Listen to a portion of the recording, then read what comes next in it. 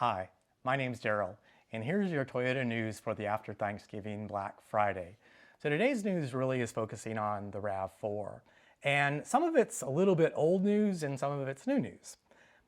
But I think the older news story is the most interesting one in regards to the RAV4, and it was really the introduction of the RAVX at the SEMA show a couple weeks ago.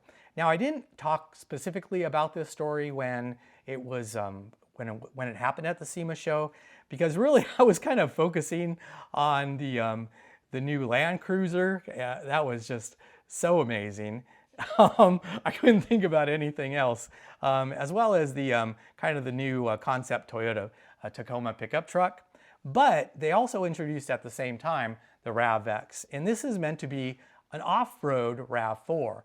And interestingly enough, it's based on the plug-in hybrid platform, which really is kind of almost ideal for an off-roader because you get that on-demand electrical power, which can make off-roading just a little bit easier. And it also has that low center of gravity that comes with that large battery pack installed underneath. And so if you look at this concept RAV4, Toyota is actually saying that this is a little bit more than a concept.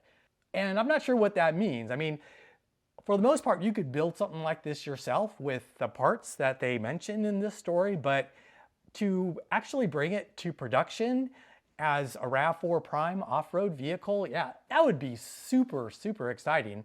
It looks cool, it's very functional, and the thing I've always complained about the RAV4, not Prime, they're calling it plug-in hybrid now, is the fact that it couldn't tow very much, and maybe this would increase its towing capability. So basically what you have with this new RAVX is you have a 2-inch lift, you have upgraded suspension components, the track is wider, giving that RAV4 RAVX concept a wider stance. You have upgraded wheels, you have larger all-terrain tires, and you also have off-road bumpers, as well as some other components that really make this an off-roader. And what they did is just, it's just really a beautiful vehicle. So I don't know if this is, oh, look at that. We've got Fox shocks as well. Now, I usually do these videos in front of my RAV4 Prime.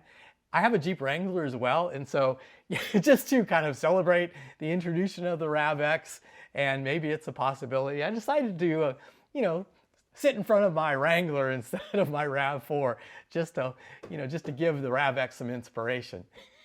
Now, in my next news story, let's talk about the most recent news, which was changes to the RAV4 in Japan. So the 2025 RAV4 in Japan, it's going to be all-wheel drive only. So the gas model plus the hybrid model is going to be all-wheel drive. They added the E4 all-wheel drive system that comes on the RAV4 Prime to the RAV4 hybrid. And so this is probably a precursor to what's going to happen on the next generation of RAV4. Likely it's going to be a hybrid only model, so no more dedicated gas model, and likely it's going to be all RAV4s will be all-wheel drive as well. But the big question is, when is that new RAV4 going to be introduced? I was expecting it to be introduced at the LA Auto Show, which didn't happen, and I thought it was going to be a 2026 model, but it could be that that new RAV4 is going to be delayed, possibly till 2027. But that's okay. It's still a great car, and we're just waiting for the new one to come out. If you like this kind of news, please consider subscribing to the channel, and hopefully we get some new Toyota news next week that I can bring to you. And I'll see you then.